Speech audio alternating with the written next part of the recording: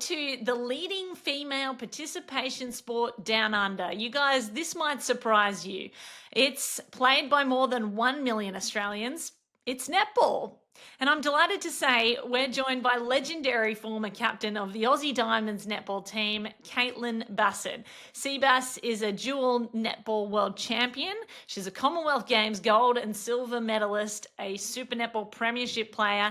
And after hanging up the netball bib a few years ago, she's still hanging around the court as a Fox netball commentator, now working with Super Rugby Club, the Western Force, as a player development manager. Seabass, it's been a few years since you hung up the netball bib. You're an incredibly busy woman these days. Give us an insight into what you've been up to. Oh, how far do you want me to go back, Kate? So when I did officially retire, I was based in Sydney, and I actually couldn't return back to my hometown of Perth because the border was closed due to COVID. So I had to get a job in Sydney, and I ended up getting a role working in another sport, in cricket, as a player development manager, which I knew nothing about cricket, but I had all these experiences as an elite athlete, and that kind of got my foot in the door, and I really, really loved it. It was probably the best transition out of netball I could have asked for, because I went from playing in one team to joining a completely different team, but this time I didn't have to exercise, so it was awesome. My job is to help the athletes with their life off the cricket pitch and personal development, helping them with their study options and just build an identity away from the ground, which was great. Then I fell in love with someone in Sydney and decided to move back. Me? It wasn't that was you. me. No. Someone else. I met someone in Sydney and decided to uproot our life. Even though I loved my job, we moved back to Perth. I was dabbling a little bit in the media when I was in Sydney, because that's what I've got a degree in, broadcast and journalism. And so when I got back to Perth, I started working as a journalist, a sports journalist for the West Australian, which is a newspaper here. And then after 12 months of that, I've just picked up another role working in player development again, but this time in rugby. So I'm working with the Western Force. So I'm just trying to get every code under my belt, basically. And I'm also playing AFLW, which is Australian rules football as well. So I just want to do everything. So Natalie and Colette, you can tell that Seabass is a bit of an underachiever. So just Seabass as well, the AFL, for everyone who doesn't know it, who's watching around the world or listening, AFL is Australian Football League, and obviously there's a real advantage to being tall in the AFL. And I think that Seabass was headhunted. Just how many centimetres tall are you, Seabass? So I'm 192 centimetres tall, which is 6'4", roughly. And in netball, it was perfect because as a goal shooter, which was my position, I was told to stand still. They would bring the ball down to me and I would shoot all the goals. Happy days. However, in AFL, I play this role called ruck, which unfortunately means I have to tap the ball down from the bounce and then have to run around like a mad woman for the entire game. So it's definitely a lot more challenging than what I experienced in netball. There's a little more contact as well, right? Because netball is non-contact. So it's I cannot wait to watch some highlights of Seabass playing footy. Can I just ask then, Caitlin, did you find this inner beast in you? Or has it always been there? It just needed to come out, eke its way out in Aussie rules? Yeah, not really. I was the type of netballer that didn't like the push and shove. So it's quite funny that I've ended up playing a contact sport now. And to be honest, I got peer pressured into it. My boss at work is the president of the football club, and they started for the very first time a senior women's league. And he was like, Caitlin, you're tall, you have to play. I told him I was rubbish, and I'm proving him correct. But it's been really fun. And although I've watched so much sport, the opportunity for females to play the sport in Australia has never been big. And so I'm kind of getting in where it's just starting to take off. And some of the young girls I get to play with are actually unreal. So it's been really fun. That is so awesome. Well, we might circle back to that because I'm really interested in the young girls and how things have changed since you obviously started out. But for those who are paying attention or maybe not, Super Netball season just started down under. We're about 3 weeks in, 4th round coming up. For those who don't know, tell us a little bit about Super Netball. How does it differ from the international code, and who are the teams and players to watch this season? Well, look, I don't think I'm speaking out of turn when I say it is the best netball competition in the world, and all the best players from around the globe fight for a contact to play in what we call SSN, Suncorp Super Netball. It started, in 2017. We already had a competition here in Australia. We played some New Zealand teams, but we kind of broke away from them and we decided to add 3 new teams into the competition. I grew up playing here in Western Australia, so I played for the West Coast Fever, and then I decided to defect to the Sunshine Coast Lightning, which was a brand new team starting over in the Sunshine Coast, and we won the first 2 seasons back to back. So it was a pretty exciting start to Suncorp Super Netball, and as the competition has developed, they've changed rules, and one of the major differences, I guess, from what we play in international level netball is we have the super shot, which is a space of about 2 meters out from the post, which is worth 2 points in the last 5 minutes of every quarter. So that kind of adds a little bit of extra spice. And we also have rolling subs. So kind of like in basketball, you don't have to call time. Players can just run on and off the court in the background. So that keeps everything super fast. We have really fit, ferocious and fierce players who are throwing their bodies around on court for 60 minutes. So yeah, it's pretty exciting. And yeah, I guess at the moment, like I said, we attract the best netballers in the world, and competition for spots is really, really tight here in Australia. Colette, did you have a question? Yeah, I did actually. I just wanted to ask you, you're a shooter, you're 6'4", which is amazing. And I think, you fit the role naturally. I'm from Singapore. Netball is one of the biggest participating sports among women, among girls, as well as men, funny enough. A lot of men play it in Singapore.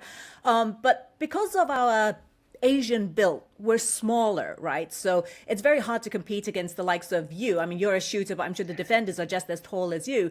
So do you have any advice on how smaller Asian shooters can compete against the taller, bigger defenders from Europe and Australia and New Zealand?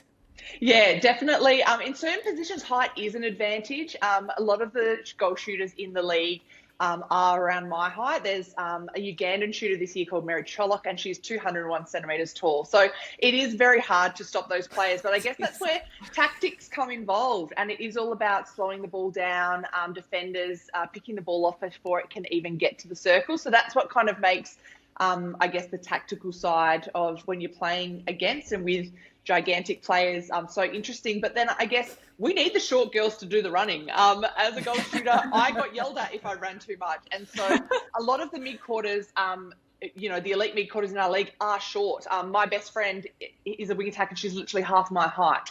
And so while we look hilarious standing next to each other, the speed, the change of direction, the quick hands, the capacity that she has, the strength that she can build in the gym is really important. And so the mid-court and the shorter players, they connect the whole court together, and they're actually really important. In saying that as well, some of our best goal attacks in the league are shorter moving shooters as well. So rather than just having a stock standard posting, holding tall shooter, which can become really obvious and quite easy at times to tactically play against, having a moving circle or a moving shooter really challenges the dynamic and gives defenders, especially if they're tall defenders, something different to think about and get them moving as well. So, yes, we do love a tall player, and it's exciting for me as a tall girl when I see other tall, beautiful women out there on court. But really, netballers come in all shapes and sizes. And, whether you be shorter, whether you be stockier, whether you be super fit aerobically, super fast, like we need a whole gamut of different dynamics across the court to make it exciting.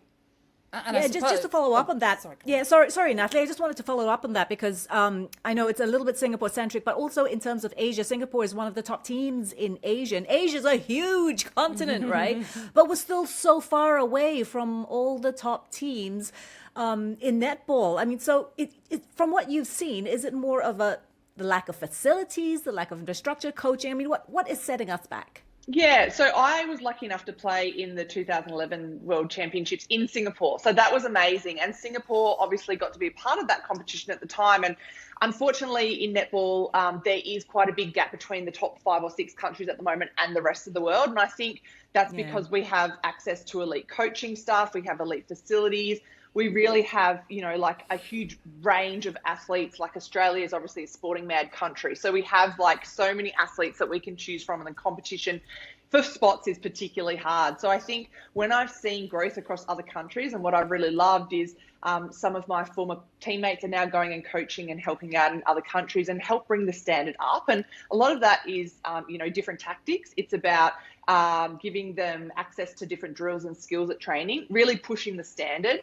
And then the other exciting thing I think is girls who have played here in Australia and don't have the opportunity to play for Australia because they may be not at that level, going and playing for a country where they may have citizenship. So that's been really exciting as well to see some players go back and, we've had Australian players play for Scotland and England and go back and in Europe at the moment and really try and help out some of those countries bring up the level. So what you're saying is the Aussies have to help out everyone, is that right? Sorry, yeah, Natalie. We're really lucky here in Australia, the high performance environments we get to train under, and it's no surprise then that we do so well in the major championships. But, from a personal perspective, traveling to Jamaica and some of the incredible athletes they have there, if they had better high performance setups, they'd probably whip us at every major competition. And they're slowly starting to catch on to that fact. So, I get really excited when I think of Europe and America and China that have huge populations in Europe that could really start, elevating netball to a really world-class level competition, because we do want to be an Olympic sport one day. And to do that, we need more countries to come on board. Just to point out, Colette and Caitlin, Kate loves it every now and then. Just a little jib there and there, little Every now jab. and then. She loves it. Loves to have this rivalry going. Just to make a point. Well, the thing is, and Seabass can tell us all about it. It started with cricket and netball. I think we're just dominating so much. But often that's related to, and Seabass, you can speak to this, the money that is involved in the sport, right? The more professional, the more opportunity, the best players are going to come and play in the Super Netball because there's a lot of money in it. And I'm interested in your thoughts on that aspect. Are we at risk of losing female athletes to other sports such as cricket, such as the NBA? Basketball has similar skills level, but there is such an opportunity, especially for young women when they're at that critical age of 16, 17, and they're choosing which sport route they're going to go down. Are they going to go over to college and get a free education in America and then potentially go into the WNBA where they can earn, millions, or stay in netball where the contract is, 50,000 if you're lucky? What do you think? Yeah, I'm lucky enough to get to mix and mingle with lots of different athletes from different codes. And when you ask them, why did you choose your sport? It could be anything from, this is what my family played, or, there wasn't enough players down at the local association, so I just got dragged in for a game and then I started playing. Some it is about Olympic pathway and selection, and I always wanted to go to an Olympics, and some of them, it's because I want to play with my friends. Like, there's so many different factors, and I think money is definitely getting up there now as a big carrot dangling for females, which is incredible. Growing up, really netball or basketball was it for me, and now knowing that girls could play a whole gamut of sports and can choose whatever they want is great. But then it also means that sports are really going to have to work hard to recruit, and not just recruit but maintain their players, because there's so many more options. And we talk about netball, for example, there's 10 contracted players in a Suncorp Super Netball squad. In an AFL team here in WA, there's 40. So there's so many more opportunities to play a different elite sport here in this country now. But obviously the caveat then is not being able to represent your country at a higher level. And a good friend of mine, she's elite in both AFLW and in basketball, and she's really wary to hang up her basketball boots, because that carrot of going to Olympics or going to World Championships and wearing the green and gold is a really huge driver for a lot of athletes here. And I'm guessing not just in Australia, but for other countries who are super patriotic, and to be able to represent their country, I think is massive. So yes, I think we're starting to enter an age where professional contracts are coming into sport. I think also, I recently jumped on, the rugby bandwagon, and part of it is rugby sevens. And in rugby sevens, the girls actually get paid more than the men because it's based on their current rankings. And so the girls have been doing better than the men, so they get a slightly bigger pool of money. So I think a lot of it comes down to performance as well, especially after a big Olympic cycle. You see the sports that have done well get more money, and the sports that haven't done well get cut money, which is kind of odd, because you'd think it would be the opposite way around, wouldn't you? So I guess, why is it not an Olympic sport? Oh, well, there's a few reasons. I guess we're not played in that many countries. Commonwealth Games and Commonwealth countries play netball. I think it's slowly spreading, and there's been some expats from Oz, Netball USA and Netball Europe is becoming bigger, and things like that. Traditionally netball was the female-dominated sport, and it was female basketball at one stage. Women didn't play basketball; they played netball instead. And so, a lot of the entry requirements for an Olympic sport is that it has to have gender equality. It has to be a male and a female team. And at the moment, the boys' kind of game, while they're pushing really hard, is still kind of lagging. Do you play a shorter, sharper style? We see 3-on-3 basketball is now entering the Olympics. There's a fast 5 style of netball, which has 5 players on court. So there is a way to make it even shorter and sharper and more exciting. That could potentially be a way that we try and put our hand up for the Olympics. But I think Brisbane 32 coming up is an amazing opportunity for netball to put their hand up and play as an exhibition match, whether that be the traditional game, whether that be the super shot style, or whether that be the fast 5. So I think, that's something to consider going forward. Going back onto the super shot, why was it introduced into your super? You don't want to get Seabass. No, I know. No, I don't want to go too deep into it. I know the reasons. Most controversial rule in Australian netball, and there is a love-hate. We're in the middle. I love it. I adore it. I think it's very exciting. When you're there live, they turn on music, and there's like a big super shot siren, and it's very exciting for the live viewer. Having said that, I'm not a netball player. Seabass, as a shooter. How do you feel about it? Well, this is what I was going to ask you, Caitlin, because obviously, to me, I don't watch Super Netball, so I've never seen the Super Shot really. But it sounds as though they're just trying to jazz it up a bit, trying to introduce new fans to the sport, rather than, as me being a bit more of a traditionalist, liking the traditional type netball. So, yeah, you tell me why they did it.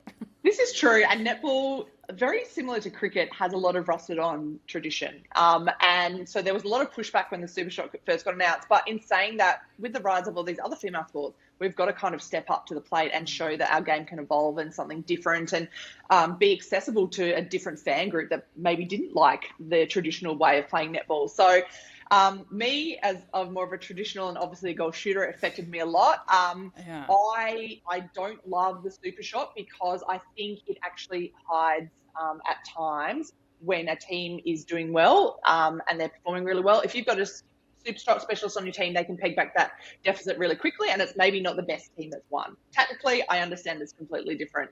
But for me, I think there's a disconnect as well that it's not played internationally. So it's kind of confusing because, if you're pushing for Australian selection, do you focus on being a good super shot shooter? We see a lot of imports coming over to Australia, and a lot of them are goal shooters. So it makes it really challenging for that position and for you to kind of develop if you're not getting court time. So, it's a tough thing. Does it make the game more interesting? Does it add more money? We haven't seen any of those factors yet. I think it's one of those things that maybe in a few more years' time will tell.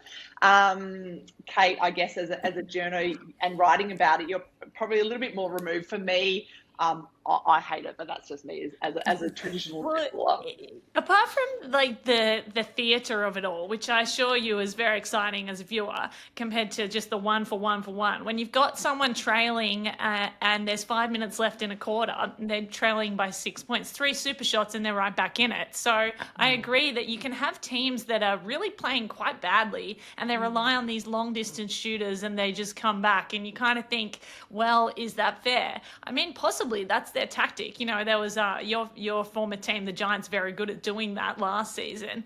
But then Colette as well, for those who are maybe less, not as tall as someone like Seabass, it's a really interesting addition because it can make the shorter shooters a weapon as well, the more athletic ones that can kind of shoot from long distance. So I don't know, I feel like it evens out the whole level, it levels the playing field a little bit. We don't just rely on these standing holding shooters. But again, then what do you do when you come to international selection? Is that as much of an important thing? I'm not sure. Well, it's funny because the 2 next best leagues in the world, being New Zealand second and the UK Super League, have now adopted the super shot. So they're jumping really? on. I didn't know that. Yeah, okay. so they're jumping on board as well. I'm pretty sure definitely New Zealand have. I'm not sure about the UK. Hold fire on that one. But they're definitely jumping on board, and it's funny because at the start it was like, oh, why do this when it's not internationally approved rule? The diamonds are going to go backwards. Well, actually it didn't. It just made the diamond shooters more confident shooting from longer range. And I guess not that we were ever poor at shooting from long range, but now because we do it week in, week out, and in crunch moments of the game, these shooters are getting that ball and putting up and shooting from anywhere. I guess it really has made our Australian shooters like so bulletproof and bomb-proof during tight points in the game. Even though it's only worth 1 goal, they're happy to put up that goal knowing that they can nail it. Yeah, right. You're absolutely right, by the way. The UK have introduced it to the Netball Super League. So, we'll be looking out for that one for sure. Yes. So we'll see if internationally, if they change that rule. I really hope not. Like, it is more of a gimmick for the, the fans on game day and the lights and all that thing. It makes a great atmosphere within the stadium. But then, like Kate said, it can also go the opposite way. You've got a great shooter who nails a few super shots, and all of a sudden the score blows out to 20 goals quite quickly as well. So it can work both ways. And I mean, as a journo, it was always the headline for me that whoever got as many super shots was the standout of the game, and that was always exciting. It gave me a great headline. But I'm interested, Seabass, let's turn our attention a little bit to broader issues in women's sport, because you, having worked across cricket and now in rugby, and obviously playing footy and being a journalist, what haven't you done? You have a really good perspective, I think, on what creates a great environment for women in sport. And I think a lot of that comes down to money. Now, correct me if I'm wrong, cricket have it the best in the world, potentially Australia. What did you see with the pay deal that they put in place, the impact on their performance? We know how good they've been against Natalie's English team. So how good can women get if they are provided the opportunity salary-wise? Yeah, I was absolutely blown away. Obviously, netball is such a popular sport. We talk about participation rates here in Australia. Every man and his dog, even blokes, go play mixed netball. So it's a very, very popular sport. Going into cricket, though, I was absolutely shook by the amount of money that is generated. And a lot of that, I guess, comes from fans and Indian fans and the attention that comes out of cricket. But the pay packet that not just the men, that the women were getting as well, and leveraging off what the men had created was huge. And we don't have that in netball. We're not leveraging off huge TV deals that the men are generating or these huge sponsorship deals. So, I was shook, because these female players, these young female players, are literally setting themselves up for life while they're playing. They're being able to financially, set themselves up with a house or a business. They don't have to worry about life after sport, but that was a big part of my role, was trying to help them. Because even after sport, they were well looked after with things like retirement funds and personal development that helped transition them into the next part of their life. And a lot of them circled back and returned to the sport because there were jobs within their own sports that they could come back into as well. So I found that, I know, Natalie, that face, I was shocked as well. For me, when I finished playing netball, I went to another sport and helped another sport because there was no jobs within my own sport that I could kind of contribute back to and continue paying my rent. So I think that money does play a huge factor, and that security is massive. And while it might not be the most popular sport, and standing out on a field on a 40-degree day in Perth for 5 hours is maybe not amazing, going and playing for Australia and getting paid hundreds of thousands of dollars, because that's what the women's contracts are, is definitely worth it at the end of the day. So that's kind of exciting. And I guess from what I learned in cricket, I then fed back to netball and said, I know we don't have the same funds, but here are some of the structures that they've put in place, and maybe there's some ways that we can kind of adapt this. And it's a growing space in netball. Player development managers now are starting to pop up in different leagues, and we're really starting to focus on that well-being, which is huge. Kate, there was a second part of that question, which I do want to You've answer. answered it well. You've over-answered. I want to talk then. Okay, so then when I entered the media, so finally I've had so many things written about me as a player, and all of a sudden I've got the pen. Yay, I get to write about female sport. This is awesome. I'm just going to write all day about netball and about hockey and about all these sports that never get mentioned. But it really is, as a journalist, hard, because you are pushing against a brick wall, which is clicks. And so basically how you, your KPIs and how you're rated as a journalist, even pitching ideas, is, how many likes it's going to get, how many shares, how many eyeballs are going to get on it, because that's then advertising dollars. And so pitching female stories was really hard, because yes, I could write this fantastic story about these incredible women, but one of our really popular sports here in Perth is AFL. An AFL player with his shirt off down at the beach would get 1 million more clicks, and that just is what it is. And so I finally started to realise, when I was a female athlete, I got really frustrated at times that we weren't getting the attention that I thought we deserved. And when the media came down to training, we would drop everything. Like, literally, if a journo called me and said, can we have an interview for 300 words in a paper, I would literally throw everything down and answer that call within 2 seconds. Whereas in the male sports, they're definitely like, oh yeah, we'll hold a press conference at this time that suits us. You can only ask 2 questions. We're going to choose the players that you put up. So it definitely is hard. But I think, once again, the more that we see females in the media, the more that we see them on TV, the more that people like you push exciting stories and pitch and really go hard, I think the more that we're going to see the uptake in it. And how about when you've switched over into journalism now, how do you think you've been viewed as a journalist? Does it help that you have the sporting background, or not really? Is it still a difficult challenge as being a woman as a sporting journalist? Yes. So within 10 journos, there was myself and another woman. We often got referred to as hey guys or blokes or good work boys in group emails because there were just so many men.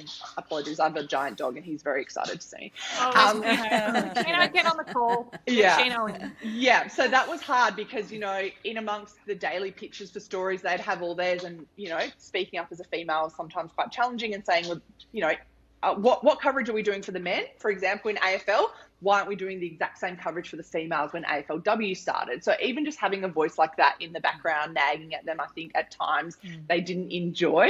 But hey, that was my job. But yeah, I guess for me, I probably wasn't the best journo. And the reason why I'm transitioning out of writing and back into the player development space is that I would have a conversation with a player and I would build a rapport with them and they'd tell me something and I'd be like, I know this is a great headline and a great story, but I'm not going to throw you under the bus with it because I'd been thrown under the bus so many times by journalists and I didn't want to have that confrontational relationship and know that if I called that player again, they wouldn't answer the phone because I'd put out some salacious headline. So I think from that point of view, I was a bit of a poor journalist because I was still kind of on the athlete's fence and looking out for the athlete. But in saying that, I could really advocate and I would write weekly columns and say, no, you can't write about this. This is something that's really important. Or, hey, the boys are getting this, but the girls are getting this. Let's write about this. This is the stuff that people don't know about. So I guess that was kind of my advantage. See, Bass, I think I know more than Colette and Natalie how the media treated you when you were playing. And to wrap things up, I think it'd be really good to have your insights on whether that has changed. I know there was a lot of criticism of you, particularly when Australia missed winning the gold medal at the 2018 Com Games and Natalie's Roses beat us by 1 point. There was a lot of expectation on the team. You were the captain and it was expected that you would win and you didn't. And I think it just unraveled from there with the criticism. But is any of that, do you think, justified? And do you think that you would have been treated differently or you would be treated differently now if you're a male athlete? Yeah, look, it's hard to say. Look, as I want to get to the stage where we stop talking about male and female athletes and we stop putting genders on different sports. But I think especially in female sport at the moment, any attention is good attention. And so having that criticism and being under the spotlight is what the men get every day. And so if we're asking for more attention, we need to be able to weather that ourselves and really stand up. And you only get used to it by actually living it and doing it. And, I'm at no level of superstardom. I can imagine if you were taking your kid out for a coffee and you were getting, paparazzi chasing you down the street, that might get quite annoying. But I get excited to think that one day people would recognise a female athlete on the street. I mean, the fact that I'm gigantic, I definitely get recognised at times. Most people say to me, though, are you Lauren Jackson? So, I mean, there's still a little bit of confusion there between what sport I play. But, it is the media's job to ask hard questions at times and to write the truth. And, if we keep treating females as fluffy and soft, what you see on a netball court is definitely not fluffy and soft. Those girls are going hard. They want to be treated with respect. And I think part of that respect is treating them like any other athlete. I was going to say, I can't remember who it was, but I think there was a lioness that said exactly the same sort of thing during, forgive me again, was it the World Cup, where she had said, look, if you're going to criticise us like the men. We don't want to be, like you say, treated differently because we're playing the same sport, essentially.